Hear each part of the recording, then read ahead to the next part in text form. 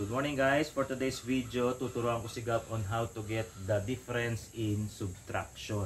Dahil yun yung pinag-aaralan nila, tuturuan ko siya kung paano sumagot ng subtraction. So tayo mga magulang, usually ang ginagawa natin, gumagamit tayo ng daliri para turuan natin sila. So tama naman yun. Minsan, kapag malaki na yung value ng number, may hirapan na tayo. So halimbawa, 8. Oh, use your finger. 8 minus 3. Okay, so ang gagawin natin, ifo-fold natin yung 3. 1, 2, 3. So what is the difference? How many? 5. So 8 minus 3 equals 5. So tama naman yon. Eh paano kung medyo malaking number, double digits na? Halimbawa, mga 13. 13 minus 3. So, hindi natin magagawa yun dahil ang ating mga daliri ay 10 lang. So, 10 fingers lang. So, paano yun? Usually, gagawin natin, kukuha tayo ng sticks or blocks, maglalagay tayo, and then ibabawas natin. Okay. So, ngayon, ituturo ko sa inyo yung there are two methods. No? Meron dalawang pamamaraan kung paano sumagot ng subtraction not using objects like sticks or blocks. Okay. So, subtraction muna tayo. Subtraction. Okay. Una guys, ang tinuturo ko yung counting forward. Counting forward.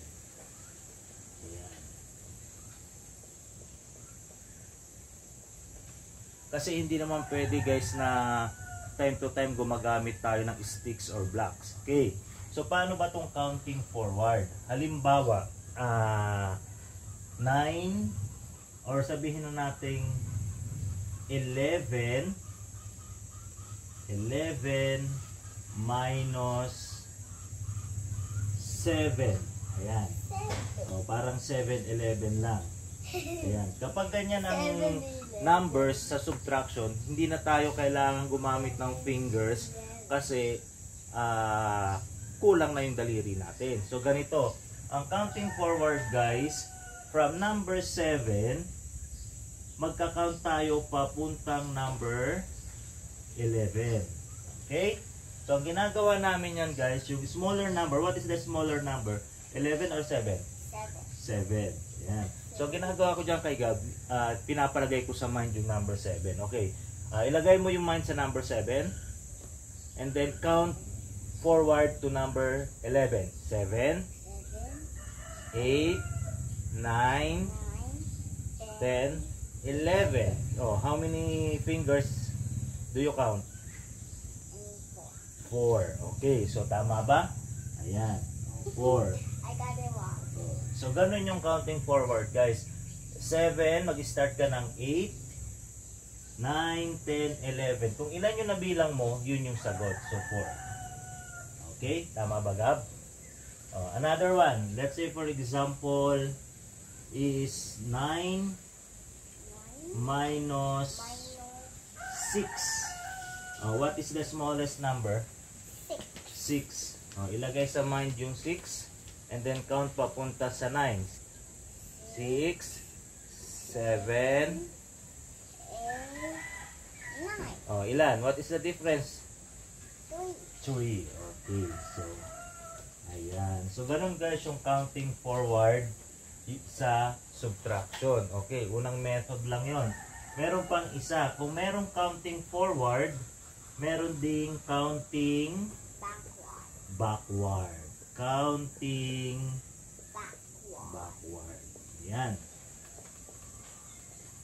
So, paano naman yung counting backward? Kung kanina guys yung forward, magbibilang tayo mula sa smallest number to biggest number. Ngayon naman baliktad. So, halimbawa, 10 minus 4. Kung kanina guys, nag-start tayo, lagyan natin sa mind yung smallest. Ngayon naman, ilalagay naman natin yung biggest number. So, what is the biggest number? 10 or 4? 10. So, ilagay mo yung 10 sa mind. And then, magbilang tayo backward. 10, 9, 8, 7, 6, 5, 4. So, ilan yung fingers na na-count natin? 6. Bakit 7 yan? 6. Okay. So, ganun guys ang counting backward. Okay. Another one. 7 minus 2. Anong sagot? So, anong ilalagay natin sa mind? Smallest or biggest? Biggest. O, lagay mo yung 7. O, lagay 7 sa mind and then counting backward. 7, 6, use your finger. 6, 5, 4, 3, 2. Oh, how many? Okay, so the answer is 5. Ayan. So, ganun guys ang pagsagot sa subtraction using counting forward and counting backward. So, practice lang ng practice hanggang sa ma-master ng mga anak natin yung pagsusubtract. So, yun lang guys. So, depende sa inyo kung saan nadadalian ang ating mga anak, yun ang inyong gagawin. So, counting forward and counting backward. Ngayon, tatanungin ko si Gab. Gab, ano madali? Counting forward or counting backward? Ha? Ha? Both. Both. O, ikaw pamimiliin. Forward or backward? Forward. So, tanongin din natin yung anak natin. So, kung dito siya nadadalian, ito ang ituro natin. So, yun lang guys. Sana nakatulong sa inyo itong lesson namin ni Gab. Ito ay basic mathematics lang sa mga kinder na katulad niya kasi subtraction na sila ngayon. Okay, Gab? Bye-bye ka na sa kanila. Bye-bye. Bye guys. Thank you for watching. Please don't forget to like and subscribe and share. Mag-thank you ka kay Teacher Christine. Okay, thank you Teacher Christine at saka sa mga friends niya sa LCS at saka sa mga magulang. Sana makatulong to sa inyo. Bye-bye. Thank you.